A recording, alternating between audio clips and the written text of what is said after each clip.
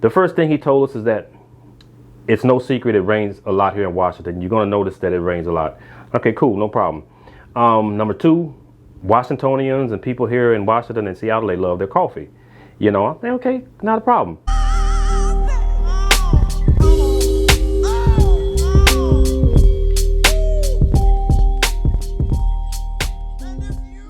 What is going on, guys? Welcome to my channel, Pay Yourself Back, where it's all about mental awareness and spiritual wellness.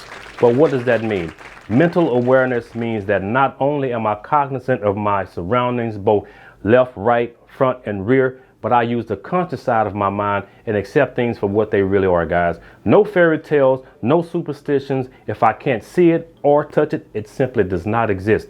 And having spiritual wellness is surrounding myself with people who share some of the same interests, some of the same ideas that I do. Now, this video is brought to you guys by a gentleman by the name of Mervin. He requested me to do it. He basically said, since I've done videos about my stay here in South Florida, how about doing one on my time spent in Washington? So here we are. Also, shouts out and congratulations to Keith and Vicky of Courage, Healing, and Love. They are newlyweds and new to South Florida. They've been following me for a while, and they just started their YouTube channel, guys, so go check them out. So, how was my stay in Washington? Well, let me tell you, hands down, it was great. Now, I'll try to keep this video short, but I can't make any promises because I did spend 16 years in Washington, and that's kind of a long time to put into a short video, but I encourage you to watch it to the end because you're going to find out some interesting things that you probably did not know. If you are new here, I would highly recommend you subscribing to the channel. And to all of my subscribers, I cannot say it enough, guys. I appreciate y'all supporting me. Thank you so much. So it goes a little bit something like this, guys. Before I got to Fort Lewis, Washington, which was my last duty station before I moved to Florida, I was stationed at Fort Carson, that's in Colorado Springs. And for all my veterans and all of my prior military guys, you know that when you come into the Army, they give you what is called a dream sheet, which is basically you get 3 choices of duty stations that you'd rather be at throughout the world. And so I was coming up on that 10-year mark in my military career at Fort Carson. And again, my veterans and my prior military guys know once you hit that 10-year mark, you're basically considered what is needs of the Army, which means that you no longer have any say or any options as to where the military can basically send you wherever they need you in your MOS, which is your military occupational skill. So I went to the recruiter, and I knew I wanted to be close to California because I talk about it all the time. I love California and the West Coast. Rise up this morning, smile at the rising sun, dreaming of earth, sit by my doorstep. Of a melody pure and true, saying, this is my message to you. Don't worry about a thing. Thank you. Every little thing is gonna be alright. And so he looked in this little computer database or whatever, and he said, well, I don't have anything in California, but I do have a slot in Fort Lewis. And I was like, Fort Lewis. I say, I didn't even know they had a base at the time in Washington. And he was like, yeah, it's in Washington State. I was like, okay, cool, give it to me. So fast forward, you know, I PCS'd from Fort Carson, Colorado to Fort Lewis. And when I got there, I was doing my in-processing with the NCO, IC, that was doing the brief. And I remember he told us 3 things. He say, the first thing he told us is that it's no secret it rains a lot here in Washington. You're gonna notice that it rains a lot. Okay, cool, no problem. Number 2, Washingtonians and people here in Washington and Seattle, they love their coffee. You know, I say, okay, not a problem. Number 3, there is a heroin and a meth problem here. And I was like, wow. He told us just like that. He said, you know, I'm just going to be straight up honest with you. And I was like, wow. But I'm going to talk about that a little bit later on in the video, guys. So let's go ahead and get into the meat and potatoes of the video. You're going to hear me kind of mention the military kind of off and on throughout this video because it is the whole reasoning behind me staying there for 16 years. Now, I lived on the western side of Washington in a city called Tacoma, which is about 65 or so miles south of Seattle. It's actually it was more or less Tacoma / Spanaway. And for those of you who have lived in the area, you know Spanaway is relatively close to the base. It's about a 15-minute drive to the base. I figured I've always been told, hey man, wherever you work, make sure that you stay near your job. And so that's what I did. And I had a house out there, you know, in Spanaway, and all was good. So to kind of put things into perspective in terms of the location, so Seattle is the major city on the west side of Washington State, and on the east side of Washington State in the mountains and where it snows quite often, you have Spokane. But I think most people who move to Washington, they basically live on the western side because of more job opportunities. You have most branches of service on that side. You have the Army, Navy, and Air Force. Not too sure about the Marine Corps. You have some major corporations also on that side. You have Boeing, Amazon, Microsoft, and there's probably a couple more that I'm missing. But they employ a lot of people. So there's some really good job opportunities in Washington if you have those skills. So let me just first start off by giving you some of the good things that I liked about Washington, and then I'll go into some of the not so good things. So one of the things is that clean, fresh air. Every time you get up in the morning and open your door, the air is always clean, it's always crisp, and it's always fresh. And because it rains so often in Washington, it's always green. The serenity is just awesome, guys. It's just unbelievable, to tell you the truth, in my opinion. I guess that's where I get a lot of my mental and spiritual wellness from, is what I talk about. Now, there are several natural wonders in Washington State as well that I really like Mount Rainier, which is actually a volcano, stands over 14,000 feet. People actually climb this thing. Now, I tried to do it. I got about halfway and I had to call it quits myself. I was out of breath. I wouldn't necessarily say I was out of shape, but I was definitely out of breath. It takes a lot of practice. Those guys are good at what they do, so I leave it to them to do that stuff. But the beauty of the state is that if you want to ski or play in the snow, you just head up to Snoqualmie Pass. Or if you want to see and experience a waterfall, you just head over to Snoqualmie Falls. If you're a fisherman or you love to hunt, you love Washington State. I mean, there are some really cool places to visit in Seattle also, like Pike's Market, where you can get fresh fish daily. Now we're talking about freshwater fish like king salmon, cod, halibut. I'll be right back. You think about that. Hey, TJ!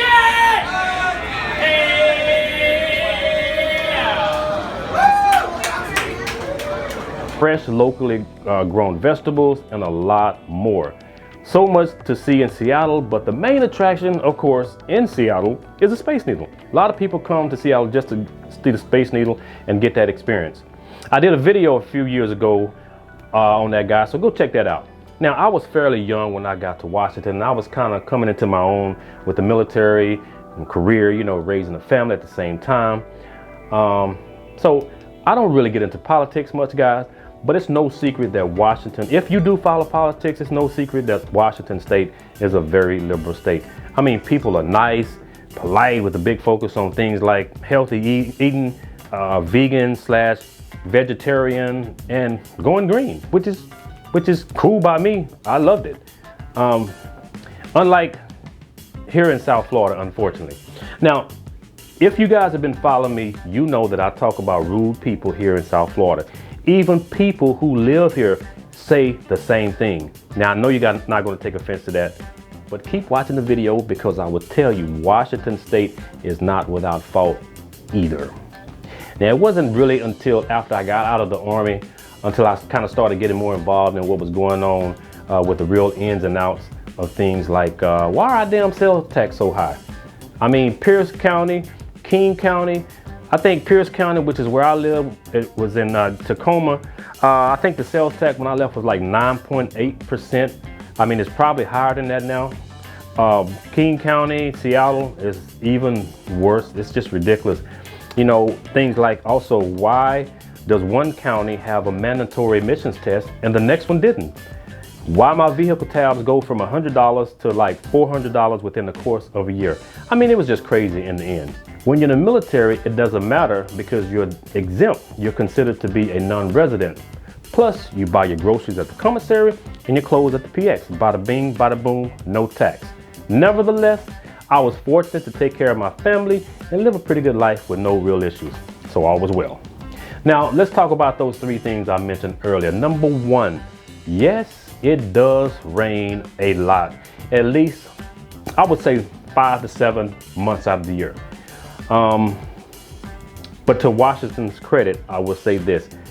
They do get all 4 seasons. And despite what people say about it's gloomy, it's depressing, you got people on the street who are doing this. Now check this out.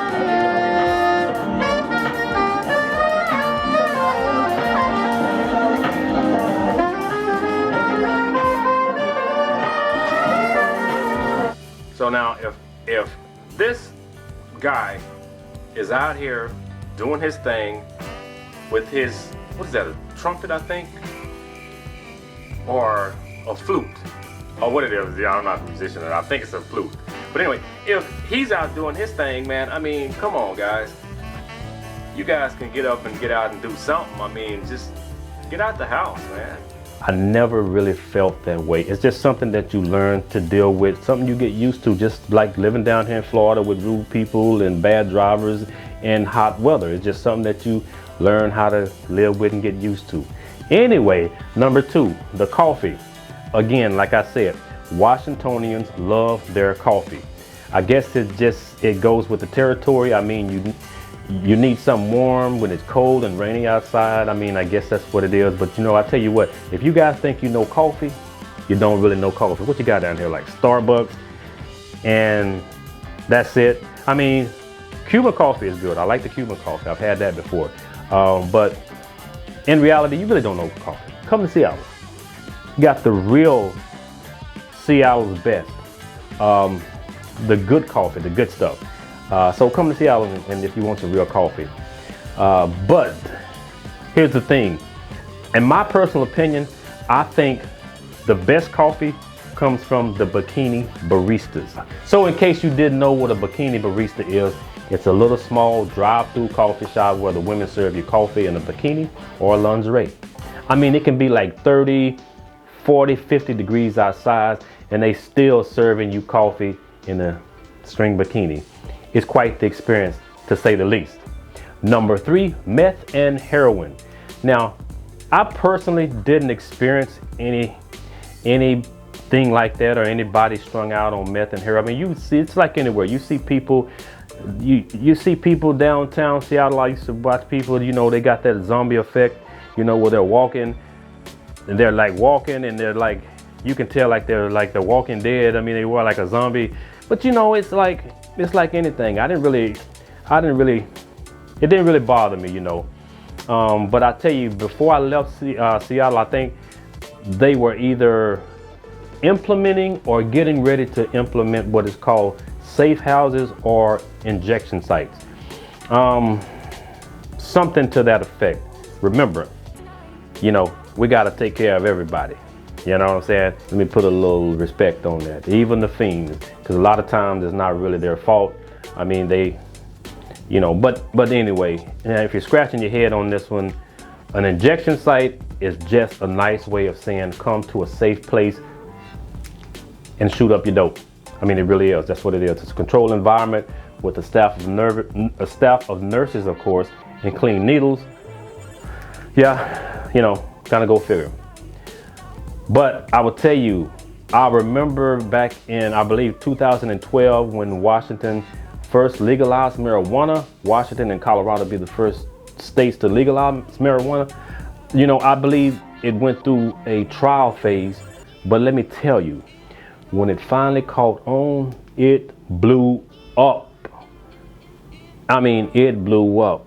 You know, I understand I don't smoke or nothing like that, you know, but I just remember, you know, that's what people told me. I mean, you could get candy, trail mix, brownies, I mean, soda, yeah, they put the THC in soda.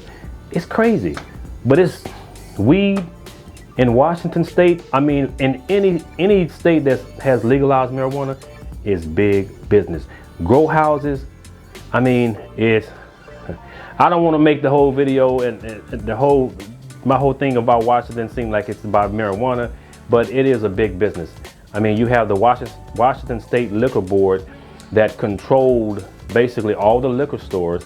And then once they privatized them, you got the weed game that came in, and then they don't control necessarily the weed from the private sector, but they dictate a lot of